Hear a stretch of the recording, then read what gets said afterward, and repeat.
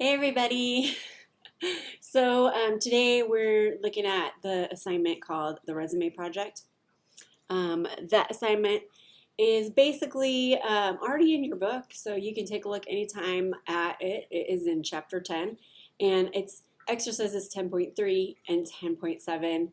And then I kind of added in the job application, which is, I think, for maybe the next chapter. So it's basically three separate assignments: the resume, the cover letter, and a job application. And so what you want to do is you want to actually go look up an actual job, because that'll make it a little easier for you, because it'll have requirements and it'll be a lot easier for you to create a resume for that particular job. So I recommend using Indeed.com or Snagajob.com to look up jobs. You're going to create your resume, and I strongly urge you to look through the materials in Chapter 10. I did include that in this week's Canvas, so you can kind of review that information. I also urge you to look at the examples, because I do have examples of good resumes and bad resumes, and good cover letters and bad cover letters. So you'll have a better idea of what you need to come up with in order to, get a good grade in the assignment. For the job application, you actually need to find an online job application in which you have to fill out all the information. And I actually, in the assignment, said it has to include this stuff. It can't just be a query. So a query is like, Del Taco, I wanna work there. So I'm gonna put in my information. They're asking for my email address, phone number, and my name, and then I just hit send. That is not filling out an online application. That's called a query, so they're different. So only when you actually have to fill out your job history and that sort of thing does it count as an online job application, okay? So you are going to have to take screenshots of this as you go. So I really strongly recommend you do this on a computer, first of all, because most of the phone interfaces are actually just queries, because nobody's going to sit there and try to fill out a whole application on their phone. So you will probably have to do this on a computer. Also, you're going to have to take a screenshot of each page that you fill out. So you'll fill it out, take a screenshot, move on. Fill it out, take a screenshot, move on. Fill it out, take a screenshot, move on. Because some applications don't allow you to go backwards and take pictures after the fact. So I hate to see you get all the way through the application and then realize, oh, I was supposed to take pictures and I got to do it all over again. So yeah, you kind of have to shoot as you go. That's the only way that I can see that you actually did it. And I think it's a lot more fun to go fill out an actual job application off the internet than me just give you like some standard fake one. You know what I mean? So make sure you take pictures of each page of that to turn that in. And then with the job application, you really got to make sure you fill out every single thing. Of course, if you're online, it's not going to let you go on until you fill out everything. If something doesn't apply to you, it's important to put N/A.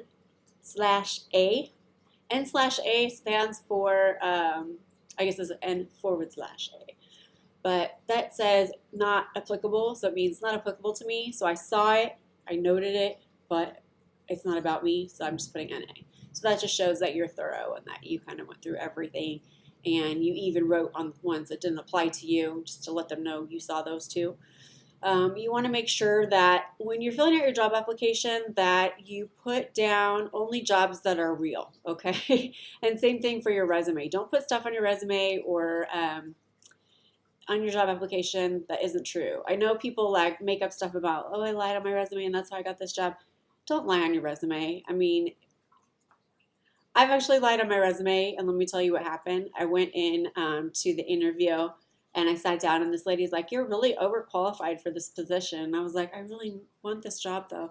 She's like, you should really be applying for, a job much higher than this one. And I was just like, crap. So I realized that maybe I kind of laid it on too thick, and really I kind of screwed myself out of that job because I lied, and she knew it. So she knew that I couldn't do what I said.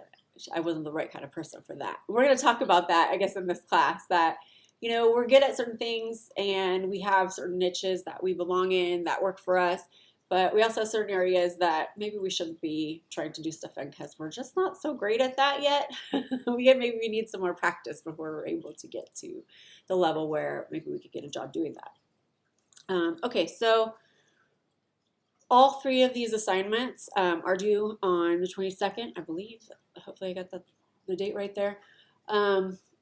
Honestly, if if you need help with this, feel free to text me. My text is 909-224-1204. But I think you can figure most of it out by looking at the examples in chapter 10 of the book, and then also looking at the examples that are online. If you have little nitpicky questions like you're just not sure about this or that, I'd be happy to help you out. But the idea is for you to kind of figure this out yourself as much as you can. And then once you're not sure anymore, feel free to ask other people. You don't have to ask just me. You can ask like your family or friends. Hey, do you know about, where do I put this in my resume? So for resumes, there's two kinds. Well, I guess there's three kinds.